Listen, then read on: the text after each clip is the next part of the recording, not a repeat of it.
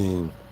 I'm your host, Ril Dil Quinn, discussing the world of sports and pop culture. As always, you can follow me on Twitter at William Gerald or go to my Instagram account at Quinn today, or so I should say this evening. No, it'll be no Blog Talk Radio, so we're doing some double duty on Facebook as well as YouTube Live. So as soon as this broadcast is over, this video will be available. Facebook normally comes quicker. YouTube Live, YouTube will take a little longer, maybe 15 or 20 minutes after the broadcast is complete. So we're doing some double duty here. Again, no Blog Talk Radio, so you won't be. Do not look for this situation. Excuse me. Do not look for this program, this podcast to be on Blog Talk Radio.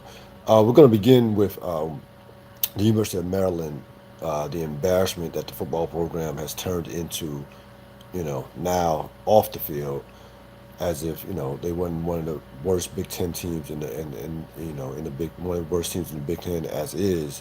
Now they have completed that with the off the field embarrassment, and beginning with putting DJ Durkin, the head coach, on administrative on leave.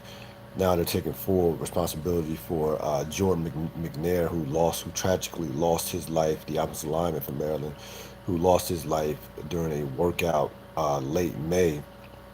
I think it was May 29th during a workout from a heat stroke.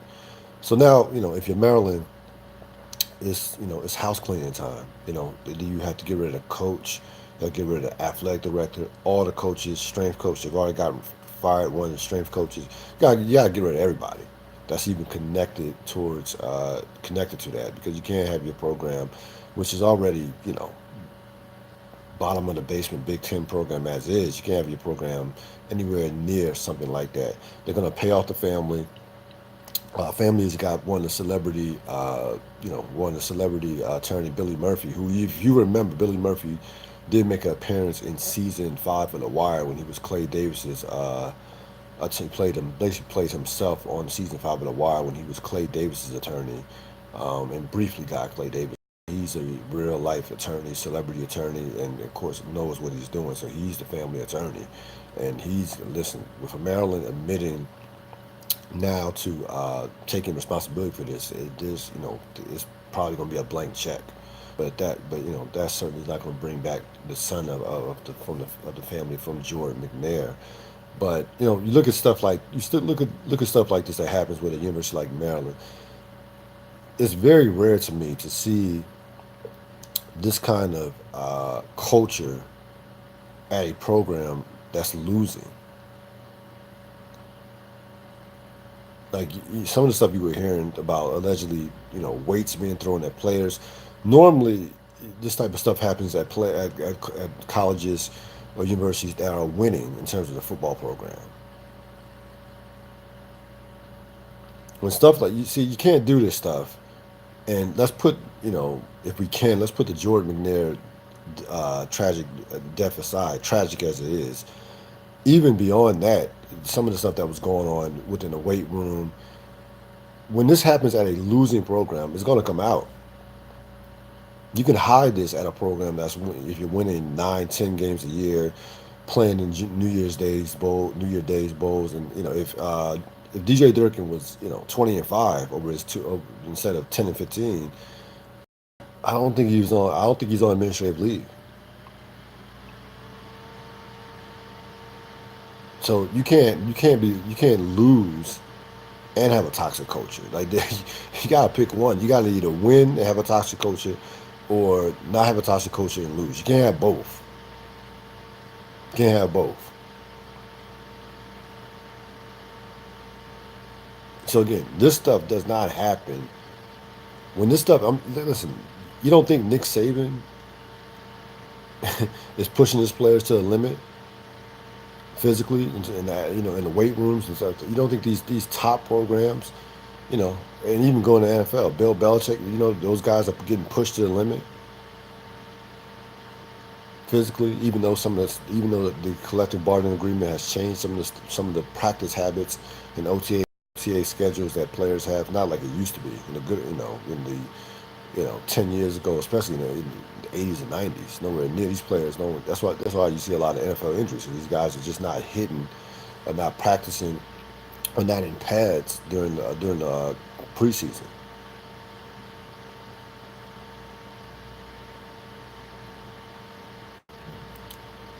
So if I'm Maryland, to me, it's an easy decision. You get rid of everybody. This is a situation you have to like basically start from scratch. Durkin, athletic director, coaches, coaching staff, everybody has to go from that standpoint.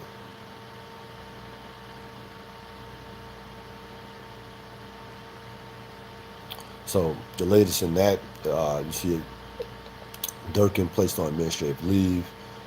You see the Maryland admitting to not caring for Jordan McNair. I mean, not caring, but not giving him the proper treatment once he had the heat stroke. So again, that is going to be, you're looking at a multi-million dollar lawsuit. I mean, they might as well just give a blank check out to the family right now. And Billy Murphy, I guarantee you, Billy Murphy will not take it. Billy Murphy will get every single dime from the University of Maryland that's humanly possible. You will not go easy on the University of Maryland.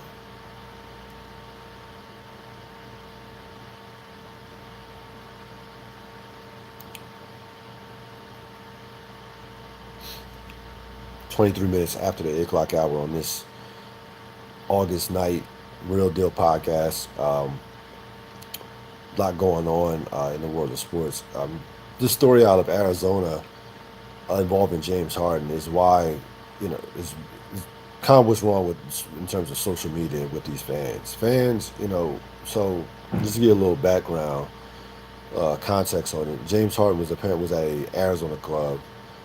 A fan was allegedly, if not allegedly, a fan was taping or recording a fight that was involving Harden and some guys that Harden was with outside the club. This is on TMZ if you want to check it out. I'll post it after the podcast. So apparently, I don't know if it was Harden. The video was a little distorted. There was a guy with a beard. Listen, I mean, James Harden is not the only black man in Arizona that has a beard. So that, I mean, I can't definitively say that it was him that approached the young lady. But anyway, the young lady was recording the fight for at least a good, you know, who knows before TMZ got a hold of it, but a couple of minutes. She gets approached, gets the phone knocked out of her hand. Apparently, apparently she was given $500 by Harden's associates. I can't assume that James Harden himself approached this young lady and gave her $500. I just don't believe that part of it. But she was paid given $500. A couple of things before I get to the Harden aspect part of this story. Number one, fans. If you're a fan, somebody that is in the same club as a celebrity, basketball player, athlete, whoever, just go about your business. I mean, you are not, and this is what fans have to realize, you are not a part of that world. I understand that you got the Kevin Durant's of the world getting into Twitter fights that make fans feel more important than they should. I get it. But just because you follow somebody on Twitter, just because you can DM them on, hit their DMs on Instagram and Facebook, it doesn't mean you're a part of that world. Now again, the young lady got $500. So maybe if that was her goal of getting paid, if that was her goal to get paid, hoping that something like this would happen, which I doubt. I doubt it was, and that she was going to get paid. Well, she, hats off to her from that standpoint. But these fans have got to realize you are not a part of the world of celebrities. You're just not, and there's nothing wrong with that. I'm not a part of it. Most people that walk in the face of this earth are not a part of it. Go to the club, enjoy yourself, have some drinks, and go home. Now, if you're James Harden, at this point in your life, you're the MVP of the league. You're the franchise player on a team that hopes to contend for a championship. I'm sorry, if you got people around you getting into fights at nightclubs, you need to either not go to the clubs or surround yourself with some new people. Like, you are James Harden MVP. And James Harden is not a he's not a spring chicken NBA wise. James Harden's been in the league long enough. He's a veteran now. James Harden 28 is 28, 29 years old. You're not 19. Come on. It's just not. I mean, you can't be in a club. You can't have people around you that are going to put you in a position to where you could possibly be recorded on TMZ.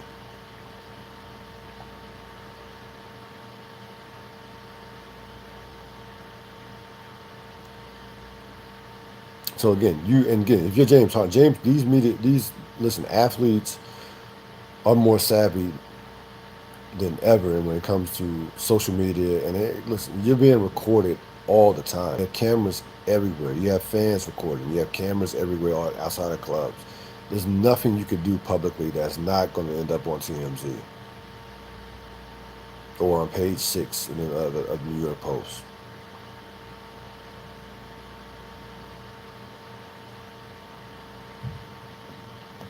So, again, in terms of the fans, be a fan, go to the games, go to the club, enjoy yourself, keep it moving. You're not part of a celebrity's world. You're just not. Know your place. That's my message to fans. Know your place.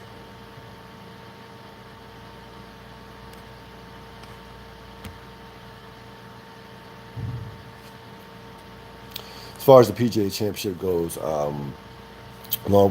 far as Tiger Woods goes, because that was the main story of the sports weekend, was Tiger Woods and his return to championship form, even though he came up a couple strokes short from winning the PGA Championship. That was the first time since he's won a major that he looked the part of a major champion. He played well enough to win a major on Sunday. He was spectacular. Was 6 under, finished the tournament strong. Came up, a missed putt here, a drive there. Came up a couple shots short. But really, I mean, again, let's be honest. He lost to a player who, frankly, didn't get enough credit for winning the tournament in Brooks Koepka. Brooks Koepka right now is dominating the sport. Realizing that this guy is 28 years old, he's already won three majors, and he's done something that only five other golfers have done in terms of winning the British Open, excuse me, the U.S. Open and the PGA Championship. This guy's a spectacular player, and he is the future now. He's the present and the future of golf as currently constructed. Again, I understand Tiger Woods was a story. Tiger Woods, when you are bigger than the sport, you are the story, and that's what Tiger Woods is. Tiger Woods moves the needle. He pulls numbers. He has casual golf fans watching on a summer August on a Sunday in August. That is the power of Tiger Woods, and Tiger Woods deserves all the credit in the world. Tiger Woods played well enough to win a championship. This wasn't Tiger Woods just being in the mix and coming up short in the final and kind of fade in the final round. This was vintage Tiger Woods. This is the best Tiger Woods has played since he won his last major back in 2008. And if you're Tiger Woods, you can be encouraged going into 2019, going into the Ryder Cup. He will be on the Ryder Cup team. And as a golf fan, you could be encouraged that at least now you have somebody for hopefully the next 4 to 5 years that is going to keep the sport relevant. When Tiger Woods is not in the mix, the sport of golf is not relevant. I don't care. And there's young talent in the golf world, a ton of young American talent, especially led by Brooks Koepka, the likes of Brooks Koepka and Jordan Spieth and Dustin Johnson. But no one, and I mean no one, moves the needle like Tiger Woods. Tiger Woods is bigger than the sport. He's one of the few athletes that Jordan, Ali, I mean, that list is maybe 4 or 5 athletes. Maybe that list is Babe Ruth. Going back way back when. That list is a handful of athletes that become bigger in life and bigger than their sports, and that's what Tiger Woods is. I thought Tiger Woods really played. Again, he played well enough to win a major championship. Right now, again, he's healthy. He's going to be on the Ryder Cup team, and it's just a matter of him, you know, It's just a matter of him getting to that, winning that 15th major. And again, I'm not gonna go crazy and say Tiger Woods is gonna challenge Jack Nicklaus's record of 18. That's 4 majors away. I think he. I've seen enough this year with with how he's played over the course of the last 2 majors, the Open and the PGA Championship, to say that I think 2019 he will win at least one major. I'm not going past that because there's just too much talent out here. And it takes a lot to win a major. As you can see, you can go out there, play great, and that's the thing about golf. You can play great and come up short. Tiger Woods played great, 14 under, and he came up 2 strokes short to a guy in Brooks Koepka who, frankly, right now is dominating the sport and could be the biggest reason why. If Tiger Woods doesn't win another major, Brooks Koepka could be the biggest reason why Tiger Woods will not win another major if he doesn't. I think he will. I think, again, who knows where it happens at. I still think he can. I still think he can win Masters. A lot of people think he's done in terms of winning the Masters. I still think that's on the table. But again, I think Tiger Woods in 2019 will win at least one major. I've seen enough this year to think that he's got a lot of confidence moving forward. All he has to do again is stay healthy. That hasn't, that's the biggest thing that's going to come out of this year is the fact that you haven't heard about his back or his knee since he came back earlier this year. So that is the thing that that will keep him. That's the thing that you have to keep. Hopefully that he can stay healthy. Hopefully that he can go into next year with a full head of steam.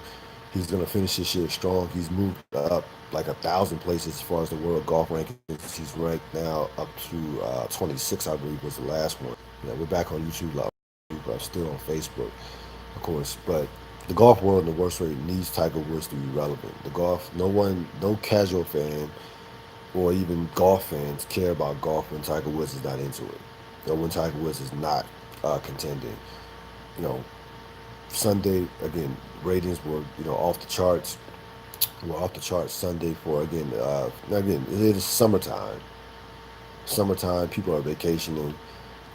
Still have some preseason football, but again, any fan of golf, any casual fan, had to be glued to the television early Sunday evening as Tiger Woods challenged for his first major in 10 years, and again, it's looking like 2019 could be the year where he breaks that long drought that has extended for 2 years now. Before we get out of here, I got a chance to see Black Klansman, and first of all, I strongly recommend it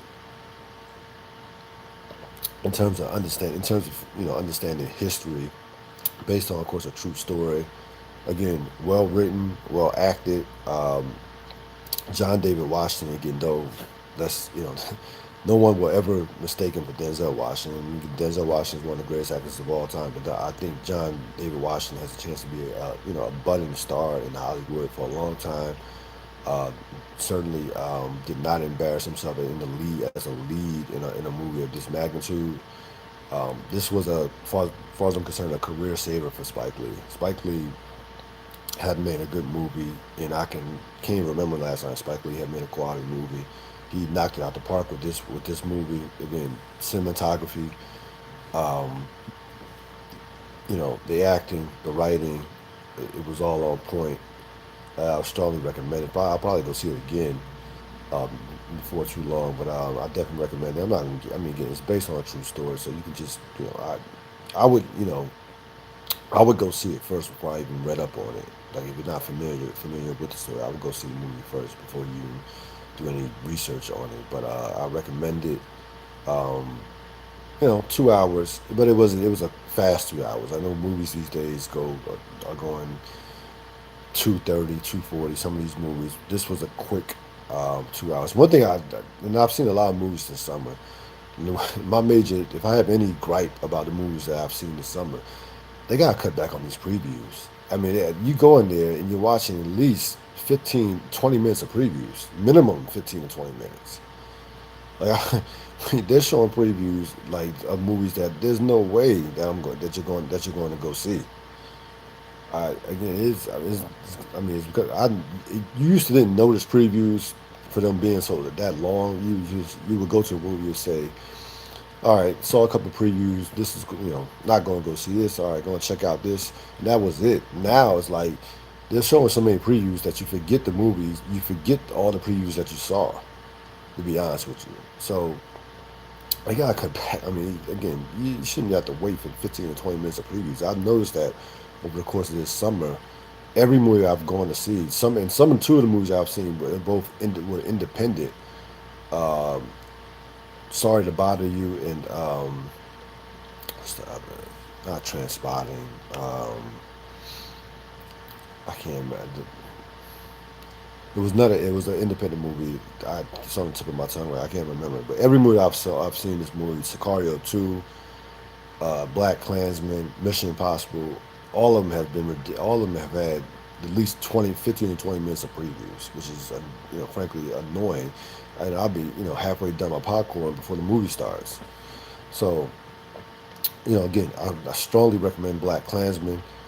As far as Power goes, Power is going to have a mini sabbatical this 2 weeks, which makes no sense with the show right now. Right now, again, with Power, you have a million storylines, and they've kind of trying to stuff. And I think what's happening is they're going. I think they're gonna probably do a season 7.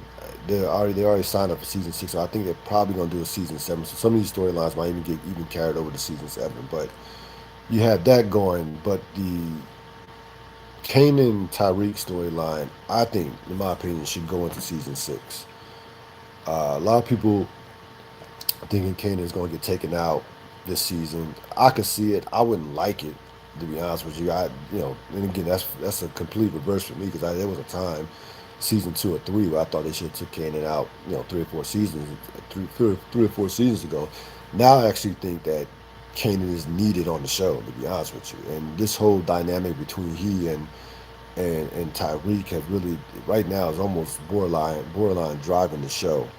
I still think Tommy's going to get taken out. I think they're going to take out. I think Dre is going to get taken out. We know Ghost is going to last to the end. Angela probably is going to last to the end. But it's a bad job by Stars to have a 2 week layoff and have their season finale compete against the NFL opening weekend, which to me makes zero sense. And again, the season finale is supposed to be 75 minutes long this year, which is great. But again, you're competing against Sunday Night Football, and nothing.